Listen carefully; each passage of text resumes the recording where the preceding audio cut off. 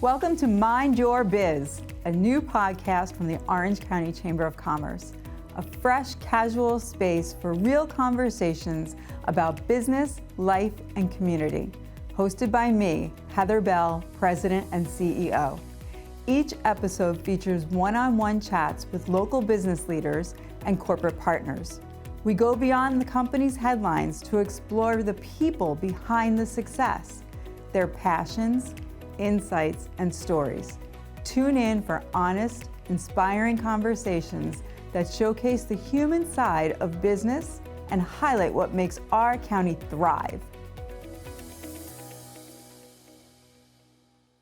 Welcome to today's episode of Mind Your Biz. I'm Heather Bell, the President and CEO of the Orange County Chamber of Commerce, and I'm joined today by Amanda Proctor with the Clean Energy Initiative with Orange Utilities. Thank you for joining us today. Thank you for having me, Heather. I'm really excited to be here. Great. Amanda, what is clean energy? So clean energy is really about transitioning us away from fossil fuel burning energy and towards more clean, renewable energies like solar and wind. Okay, so energy that the environment can make itself, yes, that we can take from the environment, right? Yes, so wind, we take wind, solar, we're taking the sun. So clean energy means that we're not necessarily drilling for oil. Right, and not burning fossil fuels that could contribute to greenhouse gas emissions. So that is what clean energy is. Okay, now for our audience that doesn't know what greenhouse gas emissions are, can you give us a little bit of an example of that? Okay, so greenhouse gas emissions are like carbon dioxide and methane that accumulates in the atmosphere and can cause the earth to warm and change the climate, right? And can cause extreme weather events when there's climate change. Okay, and what is Orange and Rockland doing to help with clean energy? Right. So Orange and Rockland is committed to a clean energy future. We have clean energy commitments that we've committed to, and we're very aligned with the New York State climate goals. Just to give you some context, in 2019, the New York State passed a very ambitious climate law called the Climate Leadership and Community Protection Act, or CLCPA, and those have very ambitious goals to reduce greenhouse gas emissions. And also one of those goals is also to have a zero emissions electric grid by 2040. And of course, ONR is a key partner in that effort. Okay, when you say aggressive initiatives, like what? Like being completely electric by that time, no more gas cars, what are we looking at? Right, so some of the goals are reducing 85% of greenhouse gas emissions from 1990 levels by 2050. And as I mentioned, going zero emissions clean energy by 2040. Okay, so I think when I hear this, I think about my elderly parents. Are they going to have to go out and buy a new car? Are they going to have their house transitioned from gas to electric? How does that, what's the impact look like? Right, so we have a lot of programs at Orange and Rockland Utilities to help our customers in their transition and let them, give them an opportunity to meet their climate goals, whatever those are. So some of the programs that we have, for example, we have energy efficiency programs that help the customer reduce their energy demand and also lower their bill impact. We have EV charging programs that allow the customer to manage their charging load. We have incentive programs for clean heat, so you could get a rebate for high efficiency heat pumps. So there are a lot of programs that Orange and Rockland Utilities is offering to customers to help them in their transition and get them to where they want to be, wherever they are now. Okay. Let's talk about culture at O&R. What is the employee culture like there? Like, let's talk about team development, and tell us a little bit about like what your journey's been like with O&R. Right. So I love it at O&R. It's a small, relatively small company. It's about a little over 1,000 employees and growing. And it feels like home. It feels like family. Everyone is so willing to help you, and there's a team atmosphere to it. And I love O&R, and I love the people that I work with. So in terms of culture, it's a great culture, very warm, and we're hiring, we're growing, and I would welcome anyone. If you're looking to change careers, yes, Orange Rockland is hiring. Yes, I am. Check out our job postings. We are hiring. It takes a robust workforce to build the grid of the future. Sure. So please join us and help with our mission. Okay. And when did you start working with O&R? So I had started my career in O&R's sister company, Con Edison Company of New York, and I had worked in that company for 12 years. I actually recently transferred to O&R February of this year. Okay. But I've been with the Con Edison Company for 12 years. So just for people's context, how the organization works. So Orange Rockland Utilities was founded in 1899. Wow. So it's been in operations for over 125 years. And then in 1999, it was bought by Con Edison. So Con Ed is the parent company, and Orange Rockland Utilities is a subsidiary. So I've been with the Con Edison family for 12 years. I've been there since the start of my career. It's a great company to work for, and O&R is. So you've made your way through the ranks. Where did you start? Right. Once I graduated from college, I graduated at Cooper Union with a civil engineering degree, my bachelor's in civil engineering. After that, I started at Con Edison in the Gold program, which was at a management trainee program, so it was 18 months. Okay. After that, I became an operating supervisor in gas operations, overseeing. So straight out of college, you do an 18-month program for leadership, and you're automatically a leader. Yes. Wow. So really pushed you. That's adventurous. Learn. Wow. That's right. Very ambitious. And the great thing about being an operating supervisor in gas operations when I was in Con Edison was that I was able to get what's called an operator qualification, which, like, you were trained just like a mechanic or a technician, which for me as a woman in this industry, and for as someone who went to college, it was really refreshing to be able to learn with my hands and be able to I learned how to change out a meter, things I would have never experienced, in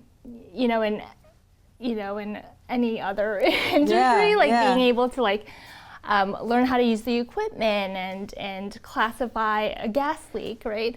And being able to, make an environment safe for a customer, and all of that was incredibly rewarding and something that I'm so grateful I was able to experience.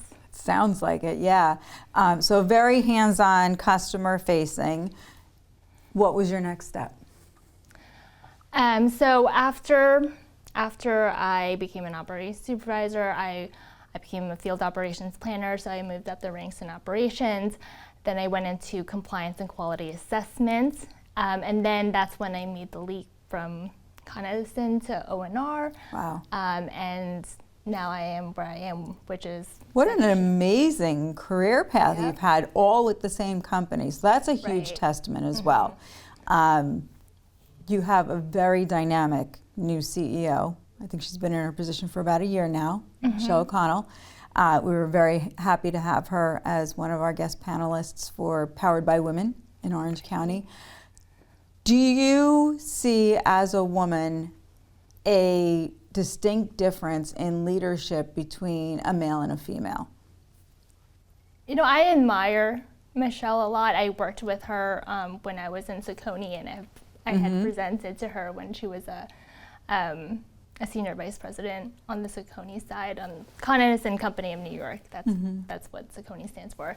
And she was amazingly like gracious and easy to present to, and just like very easy to talk to, which is very sometimes approachable. very approachable, which is sometimes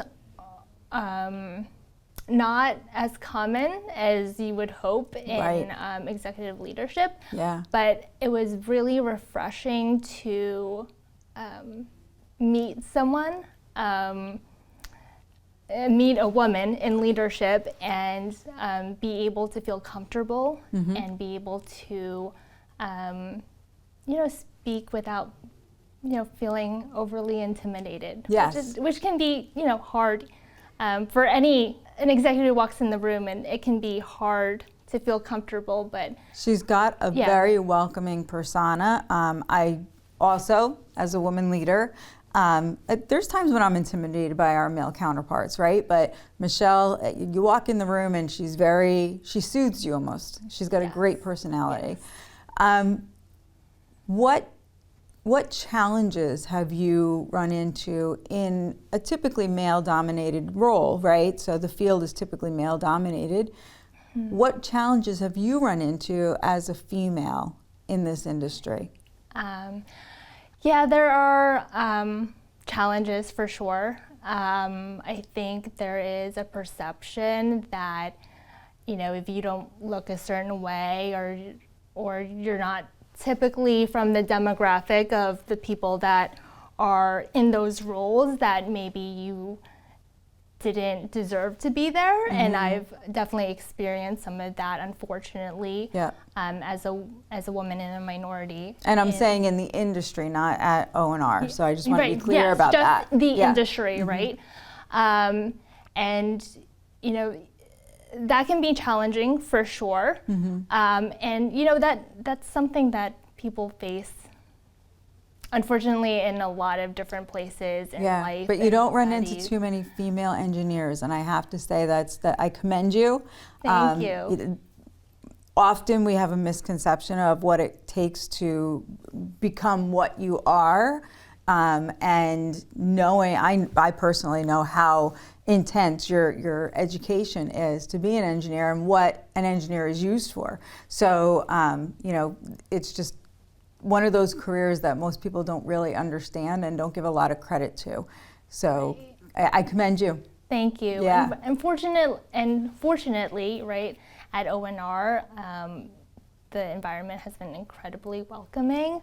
Great. I've not felt like, because I'm a woman or a minority, that I would be treated differently at O&R. So I think it's a great place to work. Good.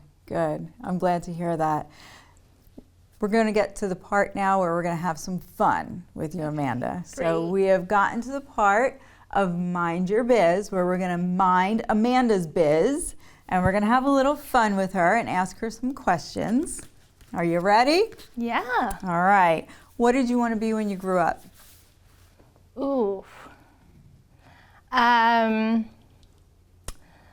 I don't know if I had like one thing in mind, but I do remember one time I told my second grade teacher that I wanted to be a taxi driver because I loved like the idea of like just driving around. Oh, I love it. I mean, obviously I didn't do that, but you could do Uber, Lyft, I could do something in your spare time. I guess, That's great to be a taxi. Did you grow up in the city? So did. Taxis were a way of life. Yes, I grew up in Queens.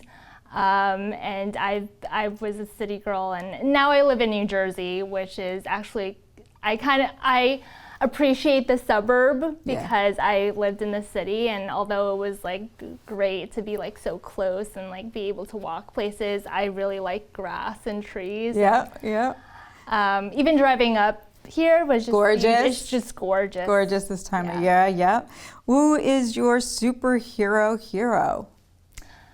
Superhero hero. So my kids are obsessed with K-pop Demon Hunters right now. I've watched this show. Have you? Yeah, with my grandchildren. Yeah. So I'm gonna go with Rumi right now because it's just the soundtrack is playing in my house 24/7.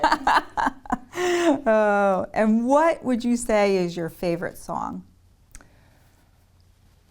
Oh, I think anything by Benson Boone right now.